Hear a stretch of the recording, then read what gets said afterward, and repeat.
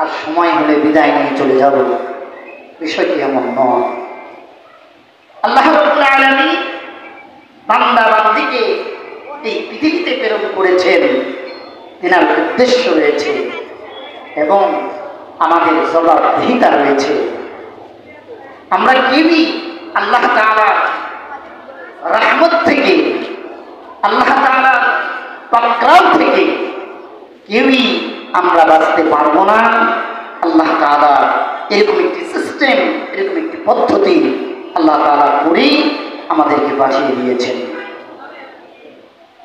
পৃথিবীতে মানুষ সুখ খোঁজার জন্য, শান্তি খোঁজার জন্য দিন রাত 24 ঘন্টা ফিকির করে, মেহনত করে, আমি আমার ব্যবসাটা কিভাবে আপডেট করব, আমি আমার ব্যবসাটা কিভাবে উন্নতি করব। চাকরিজীবী চেষ্টা করে আমি কিভাবে আমার চাকরির প্রমোশন করাবো, আমার চাকরিটা উপর লেভেলে নিয়ে যাব।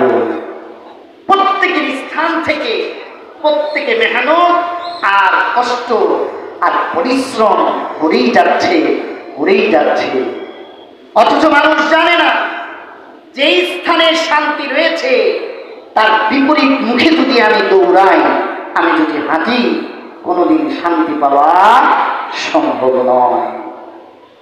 আজকে মানুষ দেখবেন অনেক সমস্যায় জর্জরিত, অনেক বিপদের মধ্যে রয়েছে এবং এমন এমন সমস্যা যেটার সমাধান করার কোনো কিল কিনারা খুঁজে পাওয়াও যায় না। আল্লাহ তাআলা এই পৃথিবীতে সমস্ত কিছু সৃষ্টি করে আল্লাহ একটি প্রশ্ন করেছিলেন, আলাস্তু বিরাব্বিকুম, আমি কি তোমাদের রব নই? সমস্ত রূহগুলো সেদিন এক বাক্যে বলেছিল, বালা, নিঃসন্দেহে আপনি আমাদের রব। বলে সুবহানাল্লাহ। পৃথিবীতে মানুষ আসার পরে রবকে ভুলে যাবে, আল্লাহকে ভুলে যাবে। দ্বীন ইসলাম, ইসলামী আদর্শ, কোরআন এবং হাদিস, এগুলো থেকে মানুষ আস্তে আস্তে ঘুরে সরে যাবে। আর এটার জন্যই আল্লাহ এমন একটি পাকরাও, এমন একটি যন্ত্র, এমন একটি সিস্টেম তৈরি করে দিলেন যার নাম হচ্ছে আল মাউত। সকলে বলি সুবহানাল্লাহ।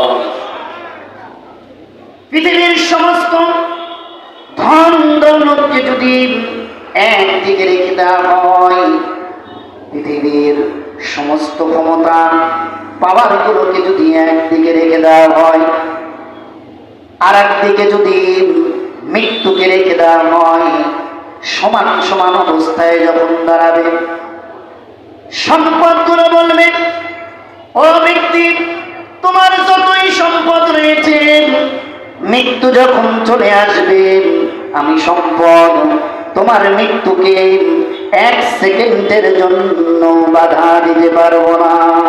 সকলে সুবহানাল্লাহ।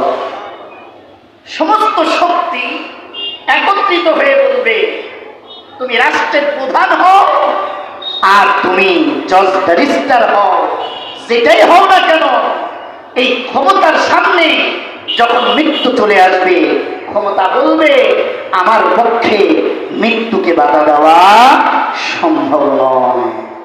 তাহলে বোঝা গেল, মৃত্যু যখন সামনে, আপনার টাকার মূল্য নেই, ধন সম্পদের মূল্য নেই, বাড়ি গাড়ির মূল্য নেই, জায়গা জমির মূল্য নেই, ক্ষমতার আর পাওয়ারের মূল্য নেই।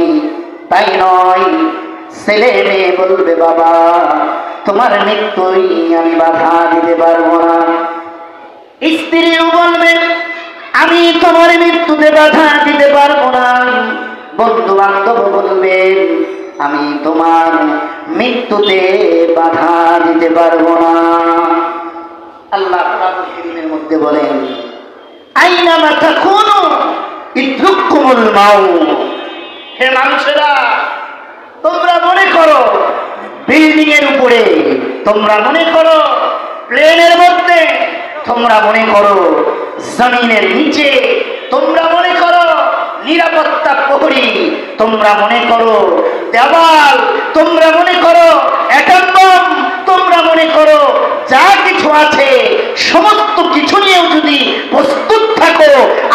আমরা যে মৃত্যু নির্ধারণ করেছি এটা কোনোদিন তোমরা বাধা দিতে পারবে না। চিৎকার দেবে সুবহানাল্লাহ। এই মৃত্যুকে কোনোদিন বাধা দেওয়া সম্ভব নয়।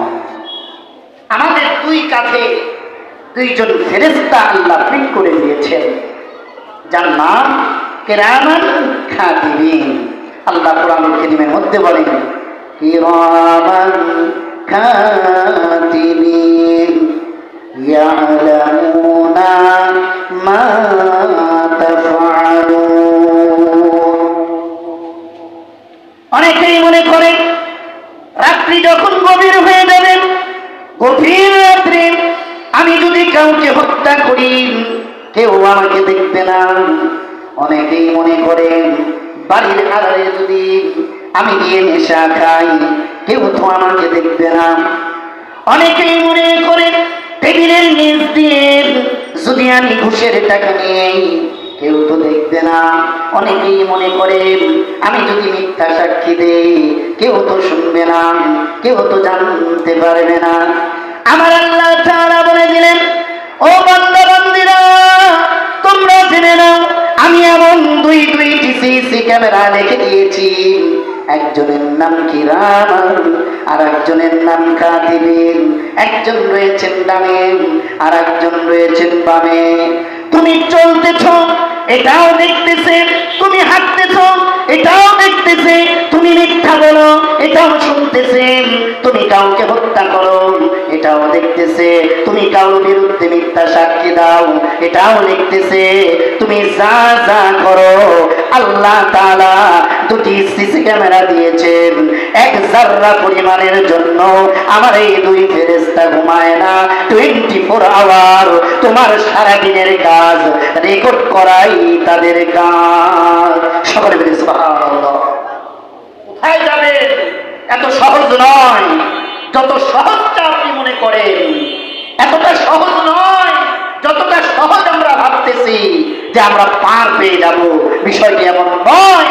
আল্লাহ সিসি ক্যামেরা কিরামান কাতিবিন এমনি লাগাননি তামসা দেখার জন্য নয়, যা করবেন তাই করার জন্য নয়। আল্লাহ এটা লাগিয়েছেন এই কথা জানিয়ে দেওয়ার জন্য, বান্দা জেনে রাখো আমি মৃত্যু যেদিন দিব সেদিন থেকে কিরামান কাতিবিনের খাতাটাও আমি খুলে দিব। সকলে বলি সুবহানাল্লাহ। সুবহানাল্লাহ। প্রস্তুত থাকেন, আসতেছে। আমরা সকলেই জানি আমাদের মৃত্যু হবে, কিন্তু আমরা কেউ জানি না কোন দিন কোথায় কি অবস্থায় হবে। আমাদের খুব নিকটতম ব্যক্তি যখন চলে যায় খুব আফসোস লাগে। সকালবেলায় একসঙ্গে বাজার করলাম, এই ব্যক্তি চলে গেল। সকালবেলায় কথা বললাম, এখন চলে গেল। এটা কিভাবে হলো? এখনই তাকে কবরে রাখা হলো, এটা কিভাবে হলো? না, এটাই বাস্তব, এটাই সত্য। এবং আজকের এই মঞ্চ থেকে এমনও ঘোষণা ফায়সালা যদি আল্লাহর হয়ে থাকে, আপনার শেষ মাহফিল জিন্দেগীর মাহফিল আজকের এই মাহফিলও হতে পারে। সকলে বলে সুবহানাল্লাহ। সকলে বলি আল্লাহুম্মা সাল্লি আলা